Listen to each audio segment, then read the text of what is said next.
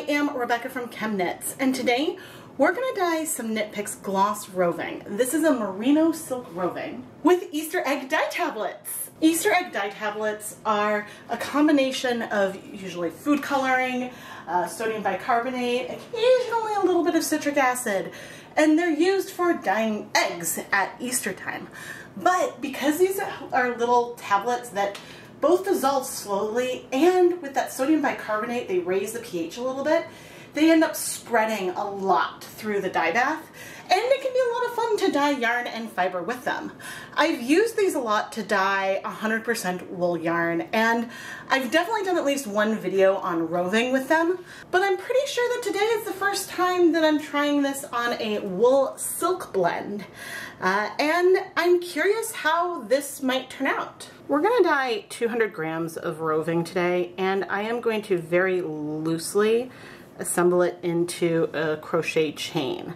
This will, I think, just help me keep things organized throughout the dyeing process and add a little bit of resist and some fun variation as well. But you can see I'm doing it very, very loose, so that way we can make it hopefully a little bit wide in the pan. We'll see how it all fits. Today we're using 3 sets of tablets. These are from a 2016 POS Classic kit that had 6 colors.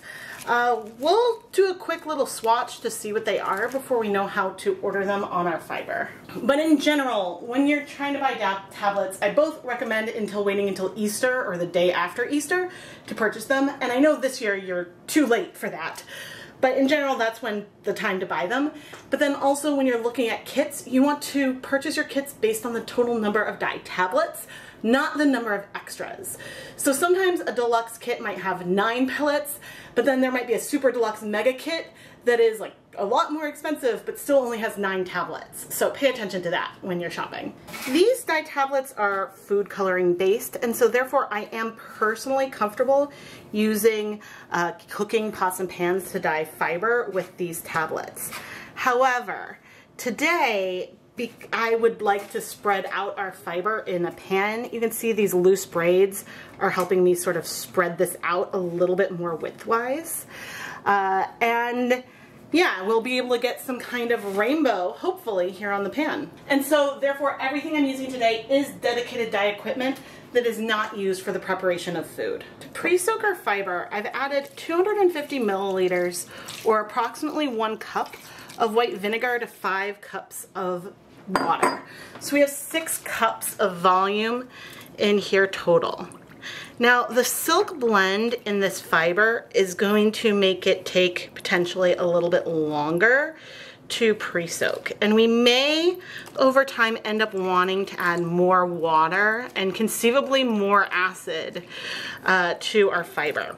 The reason why we have so much acid in here, when normally I might use 1 or 2 tablespoons, maybe 3, is that there's that sodium bicarbonate in the dye tablets, and that is gonna raise the pH. And so in order to help the colors strike, you need more acid present. Okay, so far so good. I think I'm gonna bring over 2 more cups of water. No more acid at the moment. We can add more acid later on as needed. And I think we might want to let it pre-soak longer, but I think I'm gonna let this pre-soak for at least an hour, because we want the fiber to become pretty well saturated. There may be some dry patches in here because it is not fully submerged, but we'll see where we are in about an hour. It's been an hour and I think we're in decent shape. Okay, I have our first package and I'm going to lightly swatch them. Oh, is that a green? That looks green on the yarn. That is an orange. This is going to be our purple. This is our red. A very green. Blue. Okay, so this is going to be our tablet order. And let's see how we're going to place this. We're going to put, I'm going to get my fingers all dirty, a red in over there. I'm going to just tap that out. I'm not wearing gloves at the moment, Should probably be wearing gloves. Okay, let's do the orange right there. So we're gonna do our blue right there. Green there, that's a lovely green. And then, oh, that is a yellow. Just looked green probably because it had some green on the outside. Awesome. Awesome. Okay, then I think what I'm gonna do is actually move the green down there a little bit. And therefore move the yellow like here. We're gonna add more water. But now I'm gonna do a similar positioning with our next round over here. Wait, I really should have put on gloves. So the purples are not gonna spread very much from my experience. The purples typically will break a lot and will not be that bright. But this set has a good like selection of color. Sometimes the sets have more, I guess, like variation. But often, I guess the bonus colors you can see is a brighter blue, sometimes a bright pink, and then more of a neon green. But again, this is an older patch. And so now I'm gonna come in and add our third set in this in-between land. And we might end up seeing that our yellow gets completely overtaken by the other colors, but here's the state of my hands. Oh my goodness. I'm gonna go wash them. And our heat's still off, but I want to add a little bit more water, I think, before we start turning on the heat. Just off camera, I made another mixture that's about 8 cups of water with 1 cup of white vinegar. And this way I can use it as time goes on to increase our water levels in here. And we will come and eventually like push down these tablets. But I'm going to turn on the heat higher at first, but once we see some movement, we will then add a little bit more something. But I'm going to just add a little bit of water on top of these tablets. And you can see some of these colors spreading. And look, see, it's definitely not striking yet. With that little spot, it spread a lot.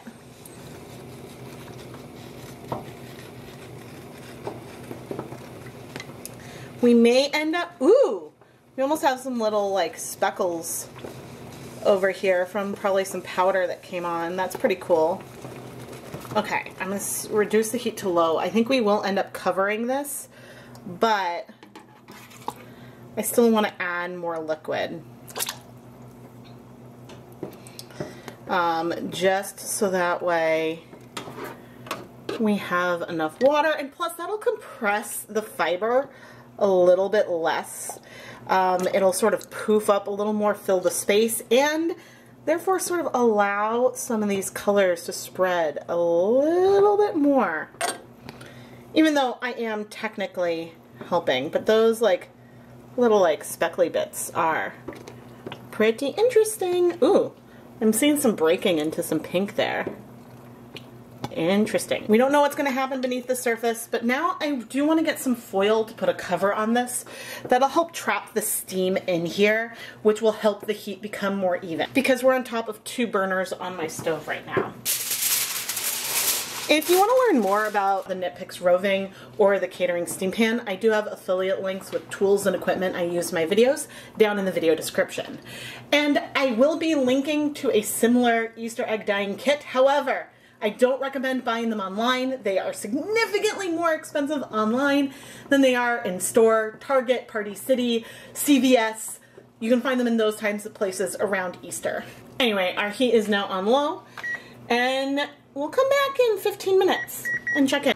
It has been 15 minutes, and ooh, the colors seem to be moving towards that center, which is very beautiful. I'm gonna help work these colors through a little bit more. They will still be more concentrated in some sections, but I'm gonna help some of these colors move through. Now, if you notice, it almost is bubbling a little bit. That's because of that sodium bicarbonate in there, and it's mixing with some vinegar. Now, around our yellow, I'm trying to leave a lot of space. And that is because yellow, I don't know, poor yellow, it is easily overtaken. I'll add a little too much pink, and it's going to start shifting a lot more like orange. And similarly, and I did bring some reds down here with our purples, that's fine. Similarly, if you add a little bit too much blue to it, then it's going to turn green. So sometimes you end up with not a lot of yellows in the end. But I know I brought some reds down, but some of this is also from this purple, and we're going to see some breaking here. And that's because a lot of like reds tend to strike faster than, say, corresponding blues, just in general with food coloring. But we're just helping these colors move a little bit and dissolve in the process. Now, a lot of times when I've dyed with these tablets, whatever we end up with ends up being very, very green. Tends to be the average color. So I don't know what we'll end up with today, how much white we'll have left, how this will work, but we're just helping some of these colors dissolve a little bit.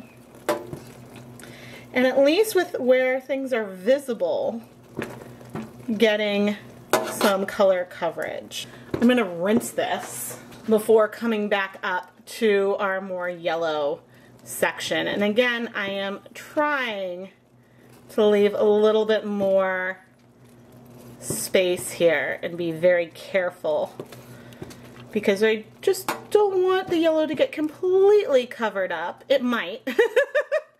It might, but you know, it is what it is. Certainly you can see some green is sort of creeping up the side, but I'm just, you know, bringing more yellow so that way when the oranges and reds take over, we still have some of that yellow and it'll be okay. And even though the surface, we have very little whites left. We have very few whites left here on the surface. You can see there's so much color in here, and we're likely to have some whites down beneath the surface as well. So we're not going to have the color feel this saturated in the end. Part of me wanted to add a little bit of some straight vinegar, but instead I'm going to bring over a little bit of this water with acid mixture that I have, just a little bit, and you can see how it's moving some of those colors through. Add a little bit more liquid on. But a lot of these colors just have not struck yet. I think in general, things strike a little bit slower as silk blends anyway. But anyway, you can still see that we have our tablets in here, so that's also a good reason why it'll take more time. It takes the tablets time to dissolve. So I'm going to recover this, and at this stage we're going to wait 30 minutes with the heat on low, and we'll see where we are after 30 minutes, and at that point maybe we'll add even more acid and see. I can't believe it's already been 30 minutes. This is beautiful, and we still have yellow. Let the record show we still have yellow. We definitely have some undissolved dye left. I'm gonna do my best to help it kind of dissolve, even if that's gonna lead to some more concentrated spots. Well, let's see how we're doing. Oh! Things are, I mean, that one we just dissolved, but things are starting to clear a little bit. I'm gonna come down here. Okay, we're seeing some good things. This is great. I was a little nervous that we were gonna like have to wait a while for things to absorb. Ooh, that teal we're getting is gorgeous. We may still over here, but it's hard to say when like when there's dye tablets where there's still just dye. Dye that hasn't dissolved, and so that keeps the dye coming and coming. Sometimes people wonder if you can make your own of these kinds of tablets, and I truly don't know. I don't know if there's a good way to do that. But I think I want to add a little bit more acid, at least to our surface here. I have some more of the water plus acid over there, but I'm bringing over some just actual tablespoons of vinegar, and I'm pouring this onto the fiber. I don't want to increase the water volume very much, even though we might do a little bit by those edges, but our water volume is fine. I just really wanted to have more acid in here. So we're gonna keep on low heat. Goodness, I think we may as well do another 30 minutes, and then at that point we'll turn off the heat and let things cool off slowly. I'll be back in 30 minutes. It's been 30 minutes. I'm going to uncover. Oh, there's a little bit of food coloring on one side of our foil.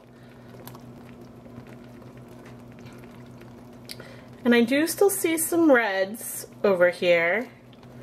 A hint of some orange. The yellow is cleared, but things are less, there's still a fair amount of green, less pigmented than they were. Oh, a lot of the blues, well, in some areas, maybe have struck.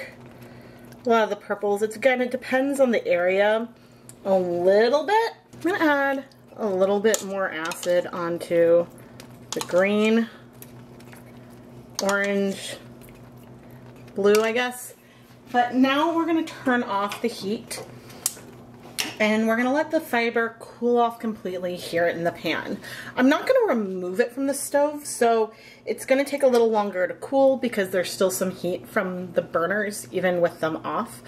But yeah, in theory, even though there's still a little bit of color in there, as things cool, the color should absorb. So I'm gonna go ahead and cover it again, just to slow down the cooling off process even more, so then hopefully things strike. It's the next day, not for any main reason, just because of my filming schedule. And you can see a lot of the food coloring has come off of my hands. There's just a hint around the cuticles. Okay, I'm gonna take this out now carefully. But you can see that the color seems to be in our fiber. Ooh, what does the bottom side look like? Ooh, we do have some white patches, but we got nice color penetration. It's one of the perks of having some dyes that bind really slow. But I think part of the slowness is just the time that it takes the tablets to dissolve. But even tilting this, I'm not seeing any pigment left in the pan. Now, I placed our fiber directly in a basin. I'm not going to undo the crochet braids until the fiber is dry. We're gonna leave it like this. But let's go to the sink and finish washing it. Or really washing. I guess we're washing it. I don't know. I'm happy with how purple the purple is feeling. But what I'm gonna do now is carefully remove this water. So there was a lot of acid in here, and we do want to rinse that out. I'm gonna refill the basin with cold water, and we're gonna add a little bit of soap. Now the soap isn't for the acid. The soap is just, if there is some dye that's just hanging out, maybe we'll rinse that out. But I also like to do it with food coloring sometimes to just show the wash fastness. And you can see we have a little bit of suds, not a lot, to like evenly distribute it onto fiber. I tend to put it on my hands and rub it to then add it to the pan. But I'm going to fill this up all the way and then let the fiber just kind of soak for a little bit. I do this sometimes in stages because I don't want to agitate the fiber and risk felting it. It's been 5 minutes, and so now we are looking, there's no color bleeding. That is great. I think I mentioned at one point that like green seems to be the dominant color, if I add all of the tablets to one project, oftentimes we get like an army green, mossy green kind of color. And then sometimes I've also experienced green bleeding from Easter egg dye tablets, but that also could have been in the before when I didn't add enough acid. So anyway, I'm gonna do this last like rinse and soak, and then I'm gonna put all the fiber through my spin dryer and hang it up to dry. But actually, you know what? I'm gonna do one more rinse after this current one, just because the rinsing it will help remove that acid that we had, and so it'll neutralize things just based on volume.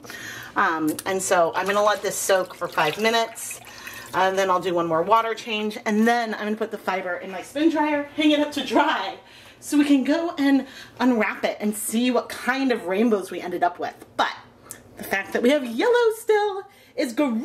Here is our dried roving, and the colors, I'm delighted. The colors are surprisingly vibrant still.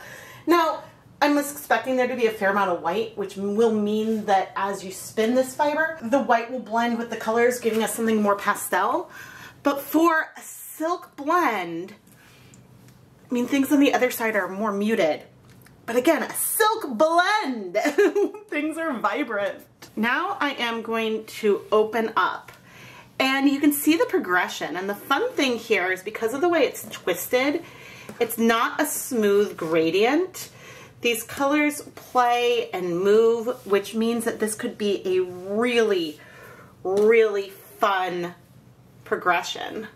This is the fiber just removed from the crochet chains. I am going to lightly sort of fluff it up, make it a little prettier, but you can see that the fiber is separating really easily. It isn't felted. Maybe there's a few areas that are a little disordered, but overall, it is in great, great shape. So I'm just gonna give it a little fluffing, and we'll compare the two colorways to one another a little bit. And here we are fluffed up. Fluffing it does just make a prettier picture, but I haven't laid things out so it's like perfectly as symmetrical as it could be, but there are some things that you can see. For example, we have a little bit more yellow in this one, and in this one we have more green. And I think even if we were to flip everything over quickly, those comparisons stand. And so we still have more green in one, more yellow in the other. That is something that's the nature of this whole kind of system. But the fiber and the way we had the fiber braided had enough resist in the pan that the colors didn't spread, not infinitely, but they didn't spread all the way across and completely blend together. But the key that I've learned is making sure you have enough acid in there, because there was a time when I had a break from using the dye tablets. I used them again, and I was like, why are they spreading so much? I couldn't understand why they weren't striking. And it was because at some point there was a change, and there was no longer citric acid in the tablets. And so you just need to have that acid there to counteract the pH. But now I'm gonna crochet these up again, so that way they can be sort of like safe and ordered for storage, and for me to eventually list in the ChemKnits Creations Etsy shop. So if you want to see if I still have any roving left in my shop, go and check out the link that's down in the video description. Have you pre-ordered your mini skein set from the 2023 Spring Mini Skein Mini Series yet? Pre-orders are open, and the series starts June 5th, so there's plenty of time to order your yarn so you can unwrap your package and watch exactly how I dyed that set. Each mini skein set comes with 5 20-gram mini skeins on a variety of different yarn bases. There are a lot of options, and there's a lot of fun extras in there as well. Plus, there's also some add-on skeins, so if you want even more yarn, there's options for that as well. You can find more information in the ChemKnits Creations Etsy shop. I am Rebecca from ChemKnits, and I need to dye more roving. It's one of those things that still makes me a little bit nervous, but I get really excited. And then there's nothing like spinning up hand-dyed roving and seeing the way the colors pull together and making something that is just so unique. Because when you knit or crochet or weave, you're already creating something unique and so original. But then if you start with hand-dyed yarn, that's amazing. But doing hand-dyed, hand-spun is sort of adding like another layer of the handmade quality to everything that can be so wonderful and fun to, I guess, go from start to finish. And so if you spin, I highly recommend trying to dye some roving yourself. It might be nerve-wracking, so you may want to start with a little piece, but it feels so cool to do it. Please make sure you're subscribed to the ChemKnits Tutorials YouTube channel. I post videos at least twice a week, and we have a lot of fun over here. Thank you so much for watching.